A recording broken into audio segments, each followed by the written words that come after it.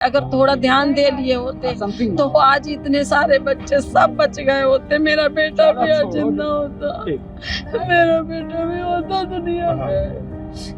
मेरी तो दुनिया उजड़ गई। जिस तरह से इस समय अभी मैंने देखा कि सीएम साहब आने वाले थे, किया जा रहा था, कि उस टाइम उस तरह से ये भी ध्यान दिया जाता तो हो सकता है बच्चे बच जाते।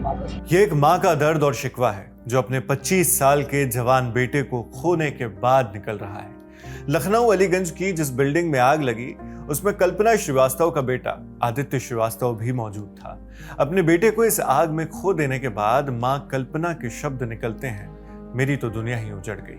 उस मां के शब्द जो अपने बेटे से मिलने सीतापुर के बिस्वा से खास तौर पर लखनऊ पहुंची थी, लेकिन जब वो पहुंची तब तक उस बिल्डिंग में आग की लपटें और धुआं फैल चुका था जहां उनका बेटा काम करता था।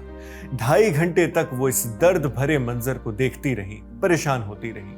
कुछ लोगों ने उन्हें उम्मीद भी बंधाई कि उनका बेटा बच गया है, मगर दिलासा भरे ये शब्द हकीकत को सामने आने से कब तक रोक पाते। इंडिया टुडे से जुड़े पत्रकार आशीष श्रीवास्तव की रिपोर्ट के मुताबिक कल्पना श्रीवास्तव अपने छोटे बेटे के साथ दोपहर करीब 2:20 पर उस बिल्डिंग के पास पहुंची। उन्होंने देखा सामने धुआं था, लोग भाग रहे थे, चीख पुकार थी और एक मां थी जो सिर्फ अपने बेटे को ढूंढ रही थी, मगर आखिर में उन्होंने अपने बेटे को हमेशा के लिए खो दिया। अब वो यही कहती हैं कि जिस तरह उत्तर प्रदेश के मुख्यमंत्री योगी आदित्यनाथ के कार्यक्रम के लिए व्यवस्थाएं बनाई गई थीं, अगर उस तरह यहां भी ध्यान दिया जाता तो शायद ये सारे बच्चे बच जाते। मैंने देखा है, मैंने सब देखा। मैं बराबर यही कह रही थी कि एकदम से देखा था मैंने सब। जिस तरह से इस समय अभी मैंने देखा कि सीएम साहब आने वाले थे, किया जा रहा था, कि उस टाइम उस तरह से ये भी ध्यान दिया जाता तो हो सकता है बच्चे बच जाते। मेहनत कर लिया थी, हाँ, बच्चे बचाए जा सकते थे। जॉब करता था, किस चीज में कुछ आपको? एनिमेशन कोर्स का ये स्टूडियो है, वहीं पे जॉब करता था। आप कितने बजे पहुंची हैं वहाँ पे? मैं पहुंच गई हूँ वही 2:20 पर। 2:20 पर तब तक धुआं आ रहा था, निकल रहा था। उसके बाद तो निकलता रहा, 2.5 घंटे निकलता रहा। आप जब पहुंची, दमकल गाड़ी आपके पहुंचने के बाद पहुंची थी? हाँ, नहीं पहुंच चुकी थी। पहले पहुंच हाँ। चुकी। जब आपको फोन किया, आपका घर आप कहाँ की रहने वाली है? मैं बिस्वा से। जनपद सीतापुर मुहल्ला का। क्या उम्र थी आपके बेटे की? 25 साल, 25वां चल रहा था। आपकी फोन से बात हो पाई थी उससे? नहीं हो पाई। फोन किसी का उठा नहीं पाया। पहले उसने बताया 1-2 लोगों को, फोन किया था हमारी बड़ी बेटी को। उस मीडिया वाले हमसे बोल रहे थे कि 8 बच्चों को भेजा जा चुका, 7 बच्चों भेजा जा चुका, आंटी परेशान हो, आपके बच्चे को भेजा जा चुका, ऐसे बोल रहे थे। अगर ये सब करने बजाय, ये वीडियो बनाने के बजाय अगर थोड़ा ध्यान दे लिए होते तो आज इतने सारे बच्चे सब बच गए होते। मेरा बेटा भी आज जिंदा होता, मेरा बेटा भी होता दुनिया में। मेरी तो दुनिया उजड़ गई।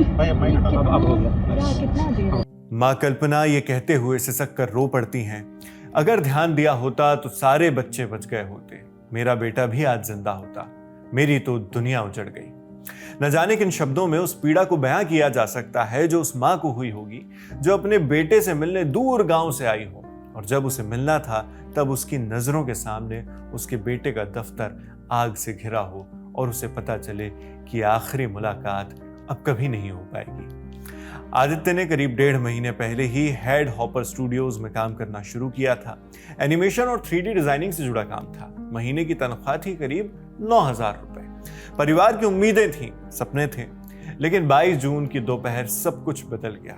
इंडियन एक्सप्रेस की एक रिपोर्ट के मुताबिक आग लगने के वक्त आदित्य के कुछ साथी बाहर निकलने में कामयाब हो गए।